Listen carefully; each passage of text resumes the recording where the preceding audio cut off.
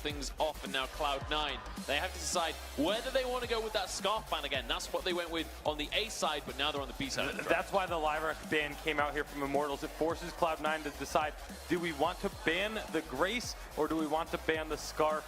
You have to decide one of those two is going to go over to Immortals, whichever one you feel you have a better chance against. Say the Scarf is going to be the decision in the end. They just do not want to deal with DNZO's Scarf today. Yeah, I like the Catherine pick here. She is so strong against Grace.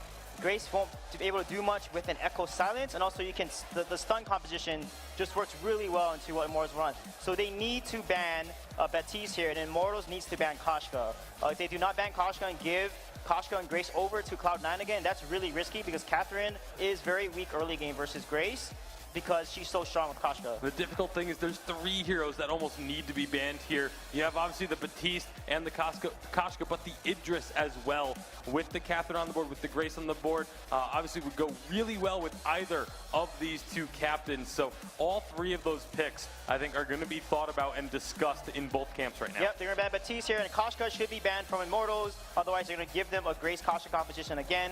If they do not ban Koshka here, Immortals is taking a huge risk. We'll see whether Cloud9 are going to go with a Koshka pickup, because the Adagio is what the ban has been focused onto, not wanting that to get into the hands of Old School, understanding the threat that that poses. But again, we mentioned these comfort picks. Koshka is exactly one of those. Yeah, Koshka very likely to be a selection here, but then Immortals, if they want to, they could get the Kroll, Idris, Catherine composition. This was the comp that teams coming into this weekend set was the strongest composition for any North American team. Immortals have a chance to try and prove that if they want right now. See where they choose to go with this one. It's definitely a lot of pressure on Immortals' shoulders right now. Let's remember, if they lose this game, they are going to be 2-0 down. If they lose this game, they're going to be facing a reverse sweep to win. That is not a pretty picture. So this draft is incredibly important for them, and you can tell by the way that they are taking their time with this one. And Cloud9, they're sitting pretty. They've got 2 of the picks they used last game, and let's bear in mind how effective this box was for them. Yeah, and Immortals probably wondering right now if they want to try and take the Koshka for themselves or if they want to go for that North American power comp.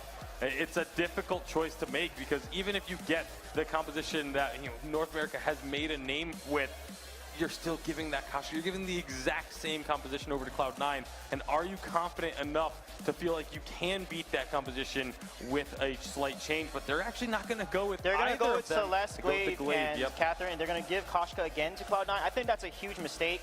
I don't know why they're worried about Adagio. He's easy to CC, so I think that they're kind of overthinking a draft a little bit, and they need to learn from the previous game. All right, looking for this hard CC composition by the looks of things, though. They've only got 9 seconds to lock it in, and it will be the Celeste in the end. So we've seen this composition work across the course of the weekend. If you can chain those CCs onto a single target, you can eliminate them. Yeah, their best chance here is to actually chain the CCs onto the Grace. Try and prevent her from getting the heals off. If you can either chain her and then focus down the damage onto one of the carries, or just focus her down. You can do either one of those 2, especially because, as we've talked about, if you get the Echo, she is a lot squishier of a target. She does not have a large health pool, despite being very tanky because of all the whole the holy shield. Oh, they're gonna go with Crow instead here. This is, oof. I think that's a little risky, honestly, because Immortals has shown that they can play against a Crow extremely well. However, Crow and Grace is a very deadly combination. Yeah, definitely, and Krull has been one of the strongest junglers here across the course of the weekend, but Cloud9 kind of say, you know, we're not leaning on this Koshka. It's not the only thing we can pick, and deciding that Krull is going to be the pick for the situation. Now, my question for you, gentlemen, is how does this one play out? Because we have a Vox and a Krull on the same team. Surely that's double weapon power composition right now. It looks like it, and it's going to be a risk, like CJ said, because the Krull is not this early, aggressive, playmaking jungler that can take over right from the start. All right, we'll see if they're going to be able to deal with this situation, if Immortals can turn this into a 1-1, or whether Cloud9 are going to run away with this one. Let's pass it up to the casters. I am certainly hoping that we have yet another fantastic game. What an incredible start to this series here at Scoundrel. Unbelievable. I have never sweat like I have during that game. I was so animated. We're heading on to the Halcyon Fold for the second game of this series, Dalsy. let's dive into these compositions because we were chatting about, and the analyst desk rightly pointed out, double weapon power coming out for C9. But Dienzio, he's not going to build armor. He's got to respect the From Hell's Heart, as we've got an engage already from Immortals. T-Tigers, after burns, Max Green with a merciless pursuit, and that should just be the most easy first blood that Immortals has ever had. They're going to walk into the jungle now and look to start stealing away some of these camps, and oh, I'm getting excited already, a scoundrel, because of how this series has already been. Gabe Bizzle's done a very intelligent move here, though. He's going to try and steal away from the end of the, so the back camps of the Immortals roster. Who do you think will win? Well, let's see. You have decided that 88% in favor of Cloud9 off the back of that last game as well. Gabe Bizzle will not get the doubles, the more valuable of the two back camps, but will get the healing camp, and is now stuck between a rock and a hard place. Yep, T-Tigers going to move on in with Max Green for that CC lock, but Cloud9 are coming to join them, and it looks like Immortals not wanting to take the fight when the trio of Cloud9 are present. Dienzio now going to head back towards the lane as Old School shoves a minion wave towards him. So remember, with a Celeste, you often need a space for a reflex block, and you want your 4-item build that we saw Dienzio pilot in the last game, which means there's not going to be space for armor. You can't afford to not have a reflex block because you need to block the From Hell's Heart. And realistically, if you're going up against the Immortals roster here as C9, who is the only person that you want to kill in a team fight? It's going to be Celeste. That was shown in the last game. Celeste was the primary target time and time again. So they're just going to try and dive her, know that she's not going to build armor, and try and capitalize on that. T-Tigers can alleviate that by maybe looking for a breaking point focused glaive build, so when he's kind of being ignored or untouched, he's building the breaking point stacks up and can look to carry the same way that Old School did in some ways in these team fights. Very different dynamic that the double weapon power can bring. For Cloud9, it's a dynamic that they have to, you feel, get a fairly good early start on, because as soon as that double weapon power doesn't quite find the impact early when the tension bow is completed on the crew, then Immortals might just find themselves in a position where they can weather that storm. The double silence from Max Green is going to be very influential in these fights as well. If you silence up Gabe Bizzle so that he can't use that divine intervention at the crucial moments, that's where Dienzio's burst could come through and pick off some targets here or there. So, again, some advantages for Immortals in these team fights. They obviously have, on their front line especially, the ability to build that singular defense. Double Atlas Pauldrons will be very good. Oh, Old School, able to jump away, but the afterburn comes through. An auto attack flying, but it won't be enough. Celeste's auto attacks do a fair amount of damage, but not quite enough to secure that kill. Instead, Immortals find out a rooted Joseph. Oh no! Can he escape? He has the speed move, but a great core collapse comes through, and Immortals will find a second. Doesn't look like Immortals are phased off the back of that first game. They have reset and they are ready to bring the pain over to C9. Look at this, T-Tigers. No, Old School's dead. T-Tigers goes down as a return. It is a punished move, you could say, or maybe a greedy one. But at that, it is 1,000 gold lead Immortals have already accrued. Look at them being proactive. T-Tigers has already got his tension bow. He's picked up a little bit of armor to go with it as well, so that's going to give him a damage reduction already against this double weapon power composition. And actually, I really love the proactive early play for Immortals here. And with the tension bow and glaive, they're going to look to make more and more of those ganks, I believe. Try and shut down this Cruel before he gets to the mid-game. Cruel shines in the mid-game. That's where he is one of the strongest. So obviously, if they can get this advantage early on, then they won't have to play that turtle game that they played in the previous game. They won't have to try and bunker up and play for the late game. They can actually get there a lot quicker. Currently, for Cloud9, this early slip in presence for the Cruel means that T-Tigers is able to roam where Immortals needs, and the great thing that has been Immortals' roam so far is the fact that Dienzio is not being punished whatsoever for it. In fact, he has a gold lead over Old School. Yeah, he's working towards what looks to be that Frostburn again first. Yes, he just picks it up as I say that. And they'll make a quick rotation back up towards the lane. Gabe is waiting there, but remember, Heliogenesis do give an element of vision when you throw them down, so he will be spotted out. Max Green finds the sun. It's another. Joseph charges onto Dienzio. A lot of damage onto Dienzio, but he's going to survive, and now it's Joseph isolated. He should fall, you would feel. T-Tigers rounding up for another. There's the stun and a huge crit as T-Tiger finds the auto attack. Twisted Stroke, Tension Bow proc is pretty hard hitting in the early game as Tension Bow comes out. Poison Shiv there for Old School as well. And T-Tiger's going to look to try and take away some of the jungle where he can. He's got that Twisted Stroke execution, and he'll get it. Is going to have that heal, and Gabe Vizzle will be able to walk away. He does get stunned. Max Green up to 7 on that stack. Of course, doubled after the 2.6 changes on Catherine a little while ago, which means that her stacking ability for the added armor and shielding increased. Currently, Cloud9 pushing Immortals into this turret. Joseph, not quite 6, but he's about to hit it. And there is the ultimate ready to find a stun, followed up by Gabe Vizzle's Holy Shield, the knockup that can come out. Holy Nova. And that's the kind of CC lock that Dienzio is scared of. Yeah, but he's already planned ahead as he would have done versus a Koshka and has picked up the reflex block early, knowing that he is a crucial component of his composition that can't afford to be messed with. C9 now caught out, maybe. Oh, it's going to be a stun. It's going to be Old School taking so much damage, but he walks away. Now Dienzio turned upon. Old School has to walk continuously. The auto attack doesn't quite find the damage, and now Cloud9 under their turret. Where's the damage? Onto Joseph. Oh! There it is. And Max Green will find the kill, although he gets taken down. A 1-for-1 trade, about as best as Cloud9 could have hoped for. It's Carry Vizzle right now at 2-0-0, the only kills on his team. But Immortals still turning up the heat, keeping the pressure on, not allowing Cloud9 to have those mid-game advantages that they had in the previous game. And it's very important to do that against a team like Cloud9, because now C9 won't feel as comfortable going for the gold mine. They won't be able to say, let's bring Immortals to us, because they're fearful that they could actually lose in a team fight situation. So they're not going to be able to accelerate their gold lead easily as they did in the previous game. And that's what this early aggression does net you if you're an Immortals fan.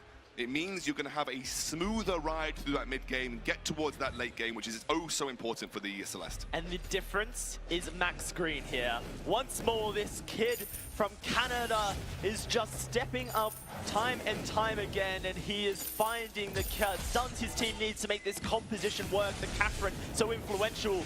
Cloud9, great Holy Nova, knocks up Fen. Dienzio with a great block as well onto that Cruel ultimate. Means that there is just no engage potential for Cloud9. Well, you've got the benediction, but it's very difficult to make that work.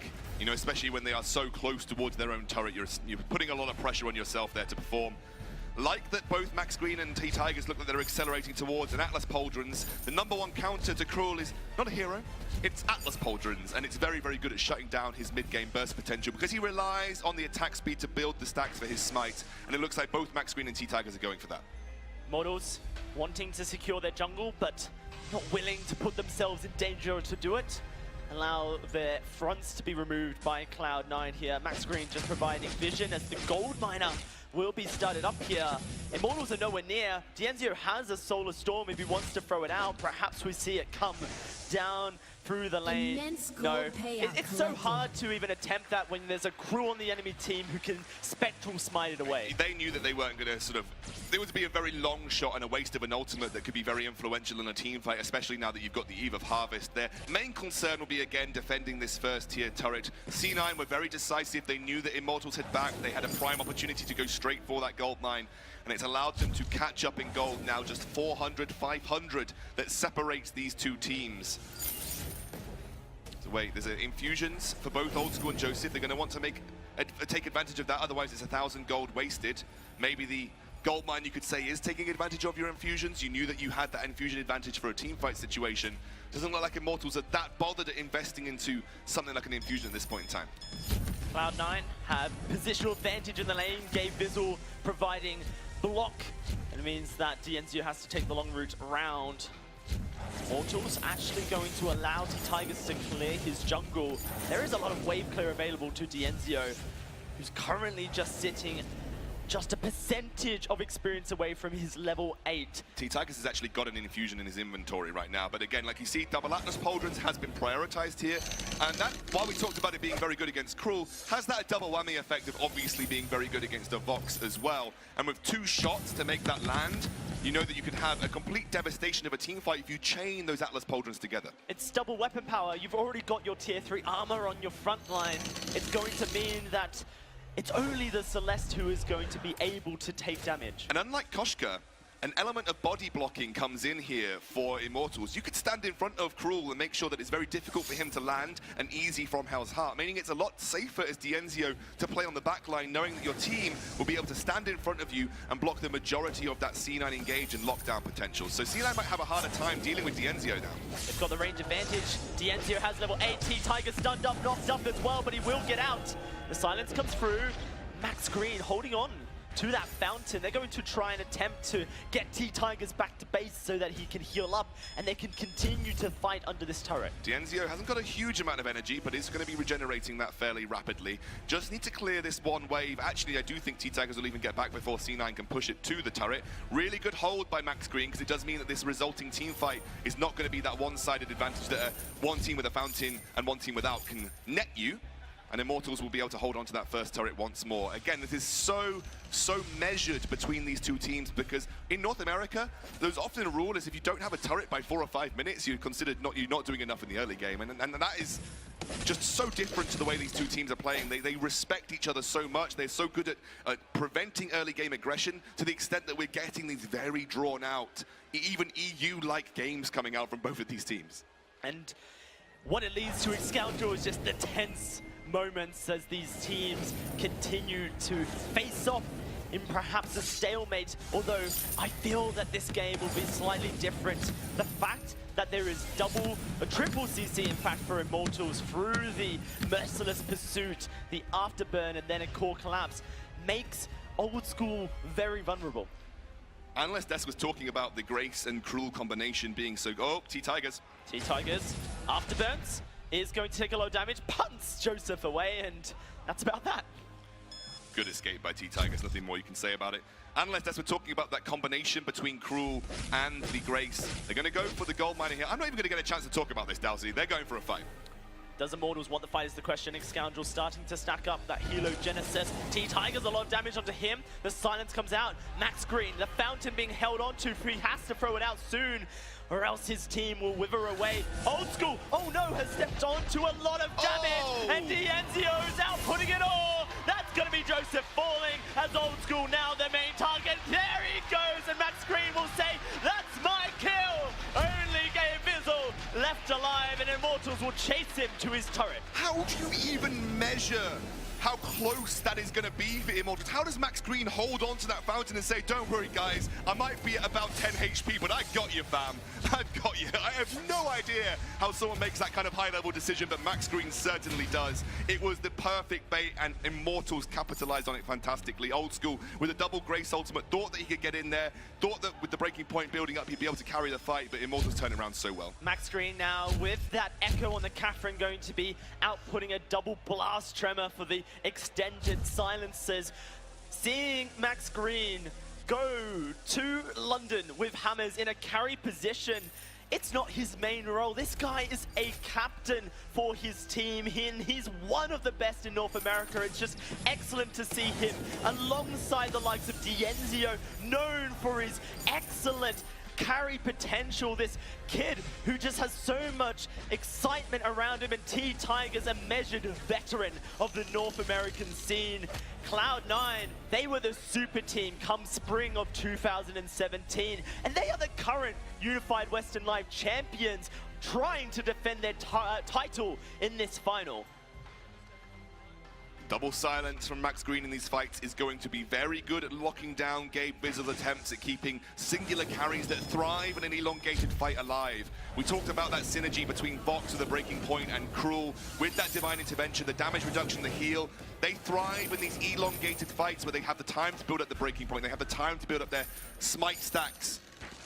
So the silence is going to help disrupt that and allow the burst to come through, because remember, Divine Intervention serves a double purpose of healing, but also reducing supernova damage. This is the main form of Dienzio's ability to function in these team fights. I love the patience from Immortals as they look for a fight. Never mind, they've been waiting, setting a bait. Old School stunts up is okay, but Joseph taking a lot of damage.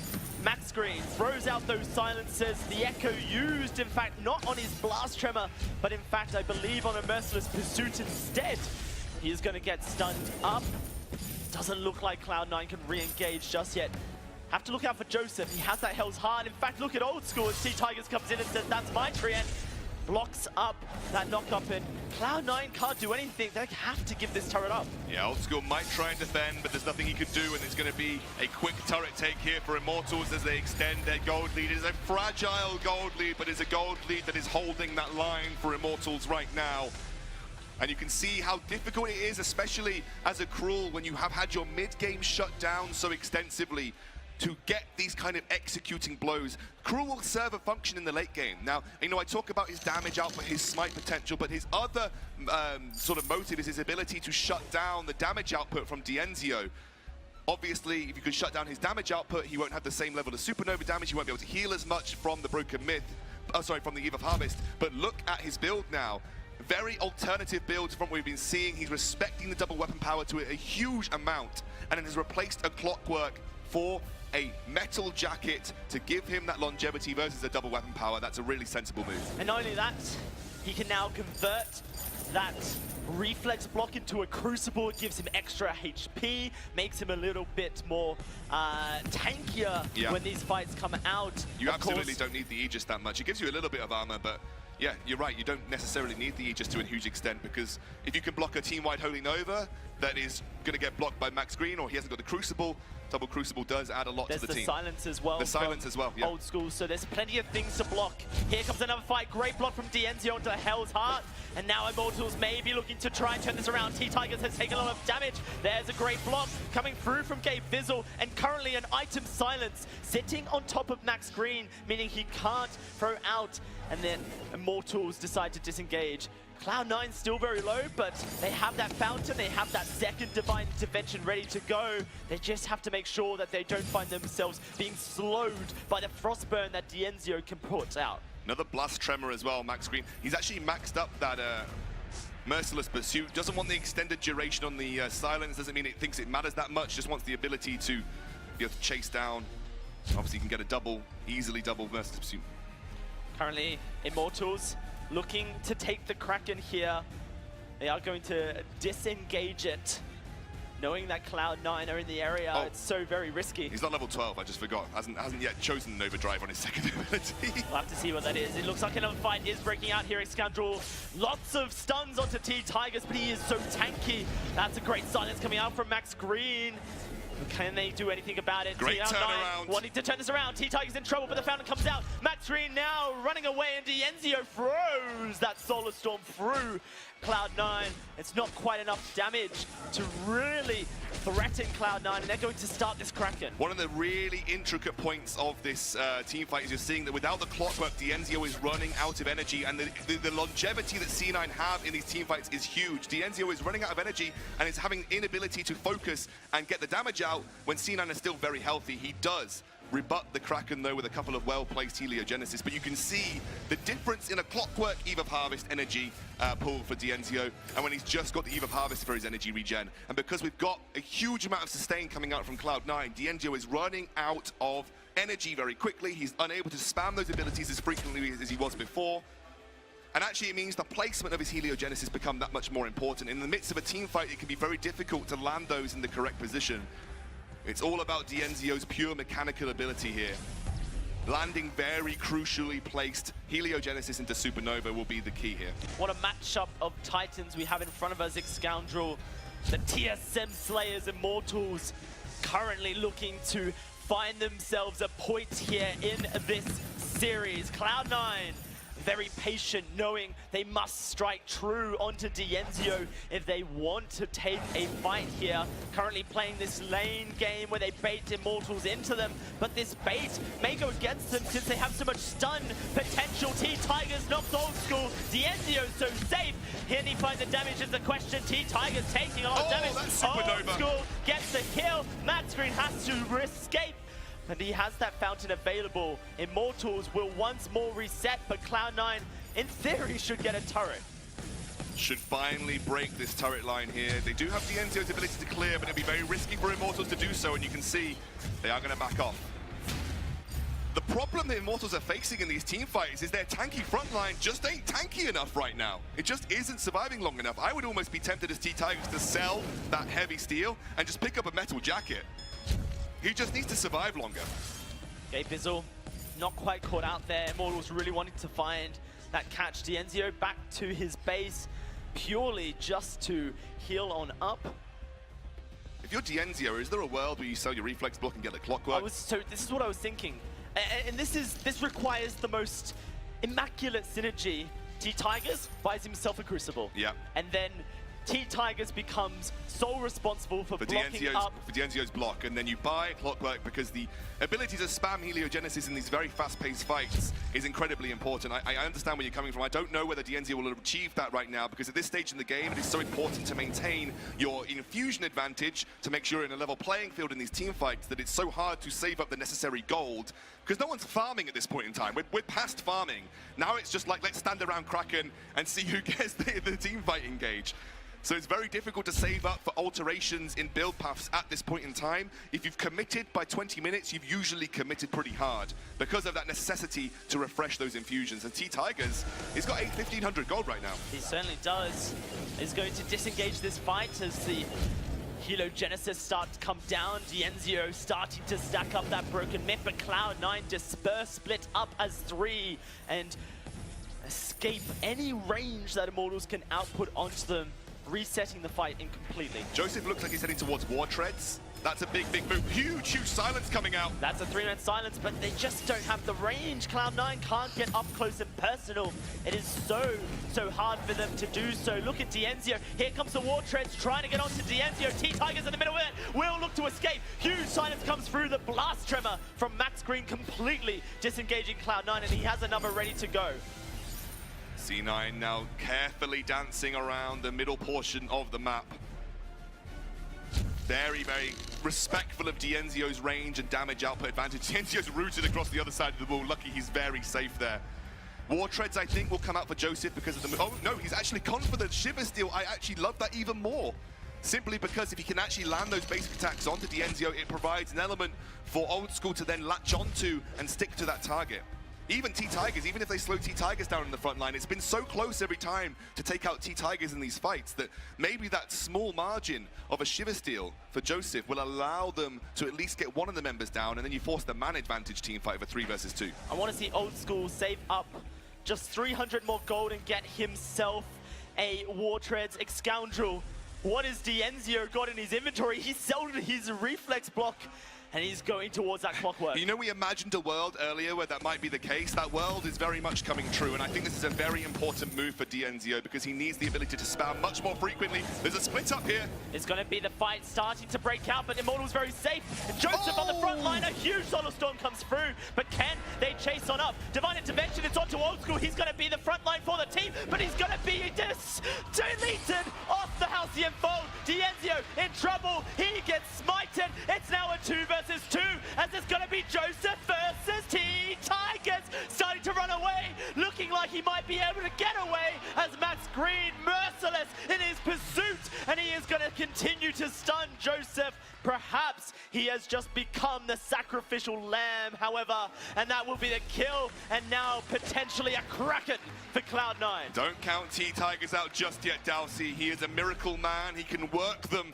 and he might be able to go for the steal here. We've seen it before from T-Tigers, and well, Glaive is known for these kind of plays. He's going to go in. He is not afraid. Straight on to Joseph he goes, and out he goes again. Divine Intervention used by Gabe Vizzle and echoed, so he can do it all again.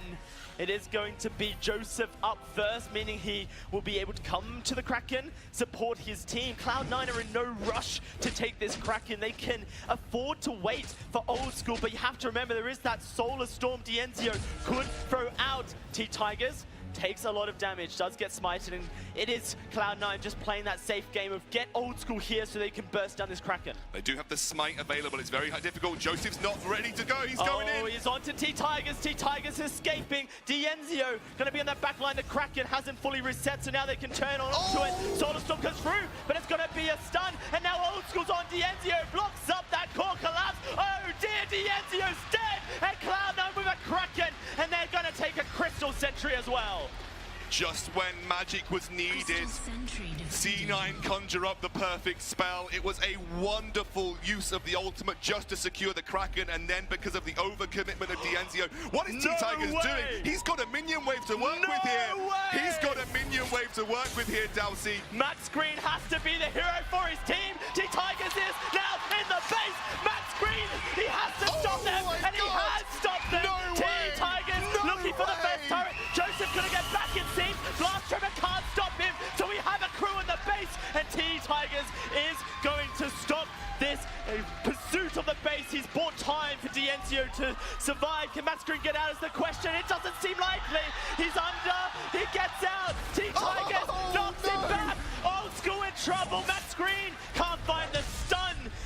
great block coming through Old School. What a crazy move by Immortals.